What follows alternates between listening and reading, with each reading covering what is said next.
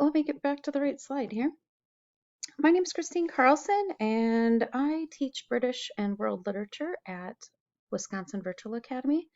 This is recorded mainly for my students, but hey, if it can help other people, that would be great.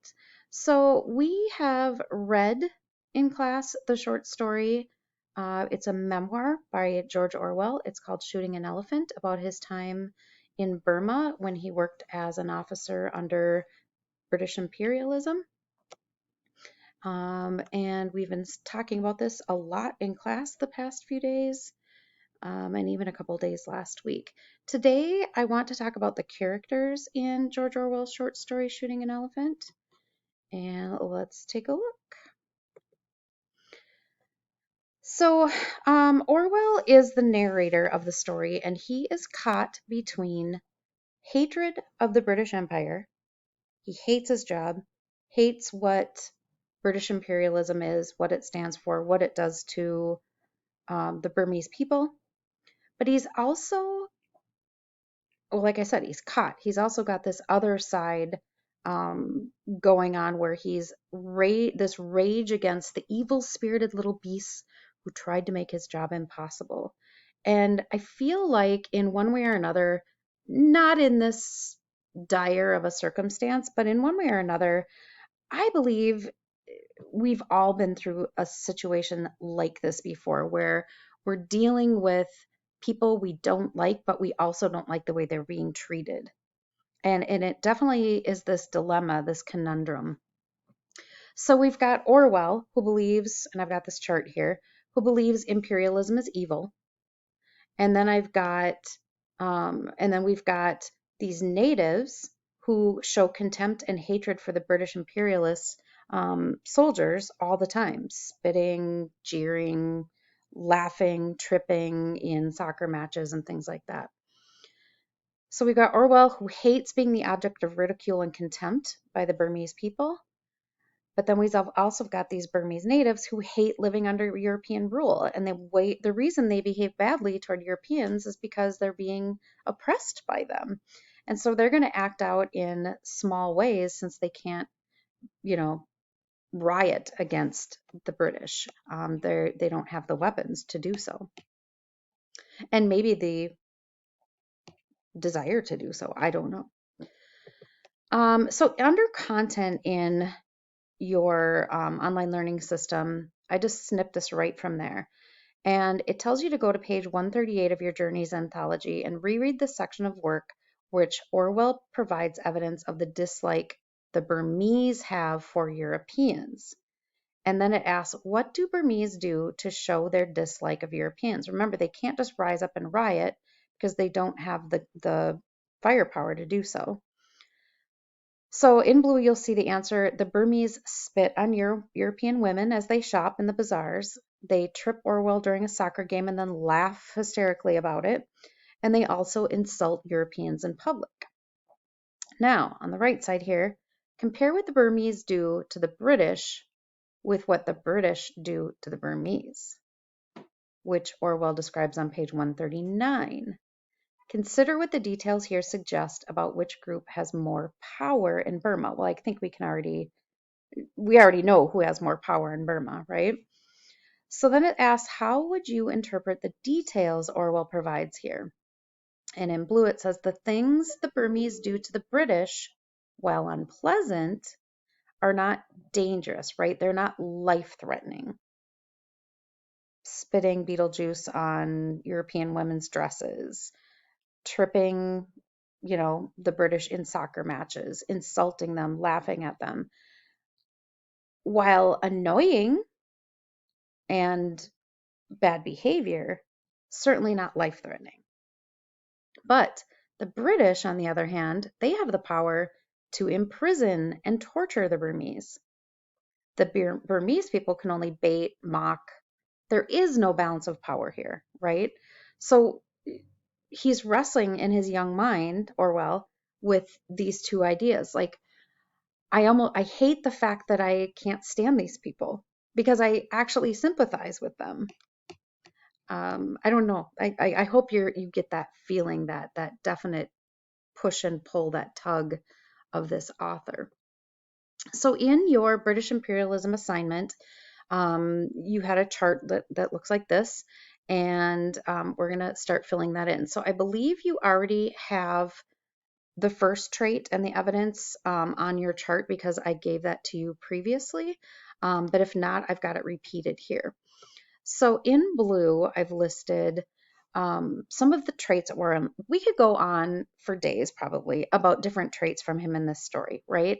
These are just 4 that I picked out that I want you to use for now. Could we find other ones? I'm sure we can. If you've got other ones, great, add some, but I do want you to have these 4, and it's going to come in handy for you in an upcoming assignment/assessment.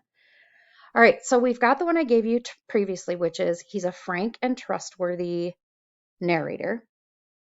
And evidence of this, well, he states that viewing the dirty work of the empire at close quarters led him to view the British as the oppressors of the Burmese. He realizes this.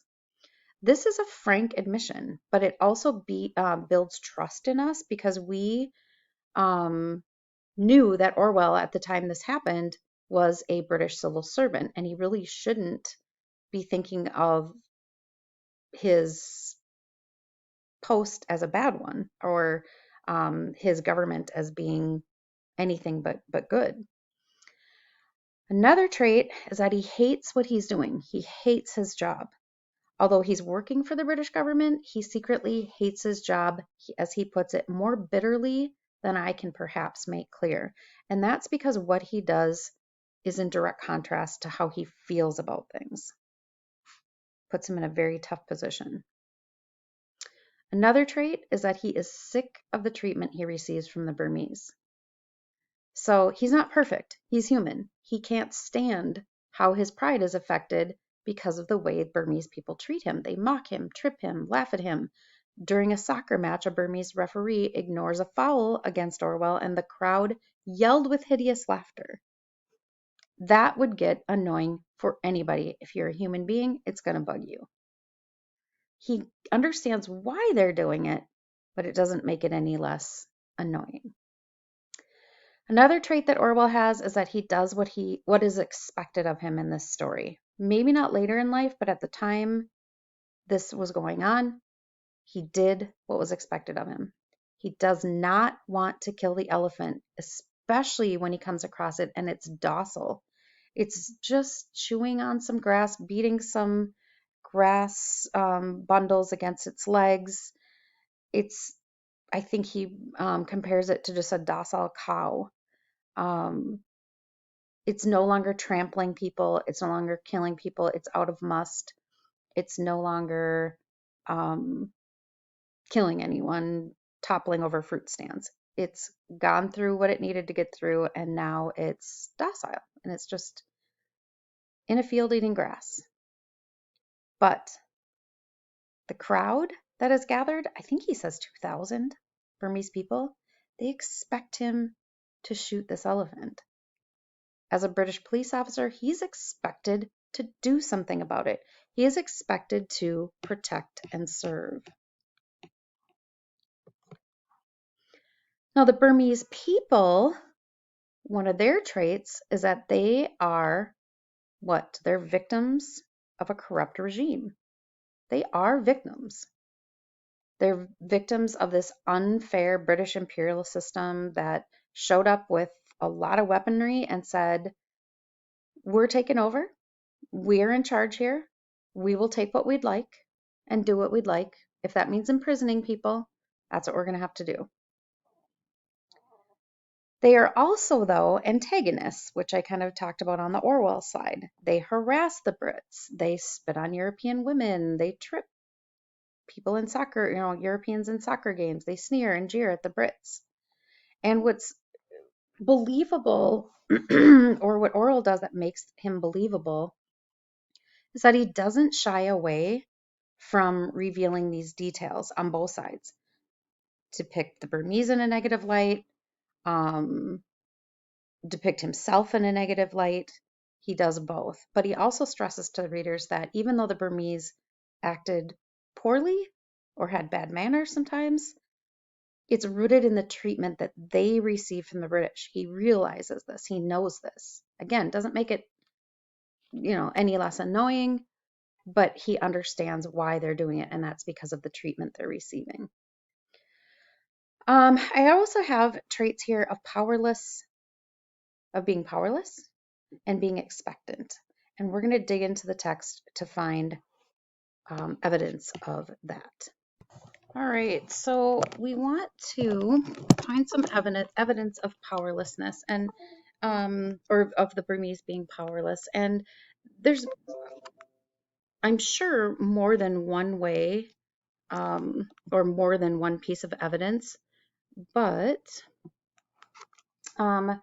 one for sure that jumps out as you're reading is on page 139 of your journeys text.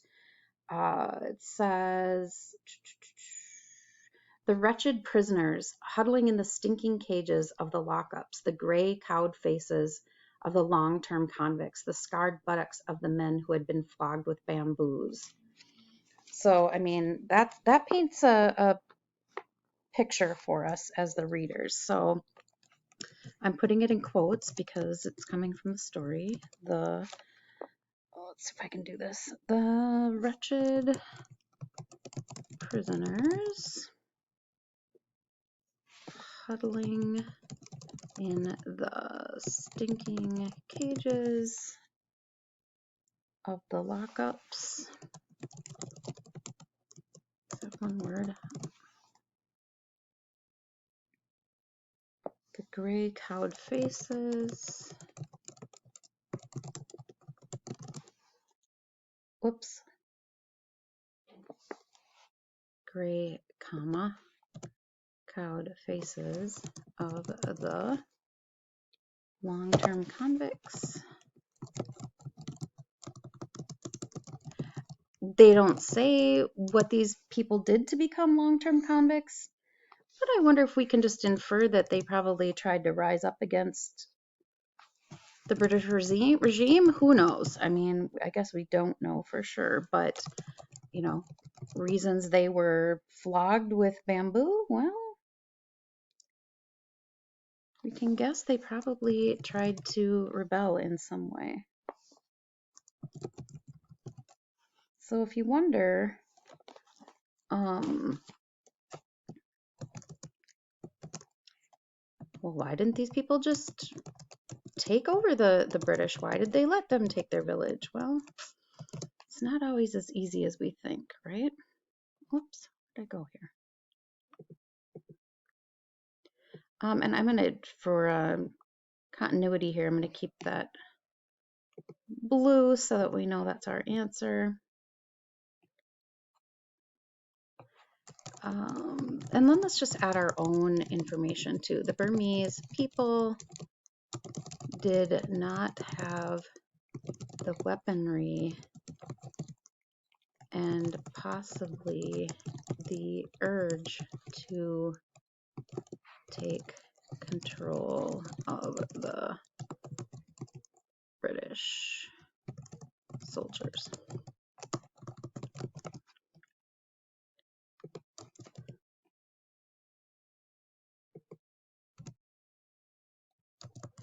If you think about it, Buddhist priests, they're really supposed to be about peace, right? So it might not just be about the weaponry. They just aren't a culture of weaponry to begin with.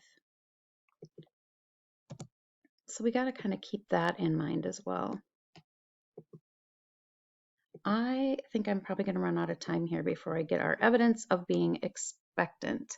What I'm going to put here is, or maybe I can leave this to you as homework.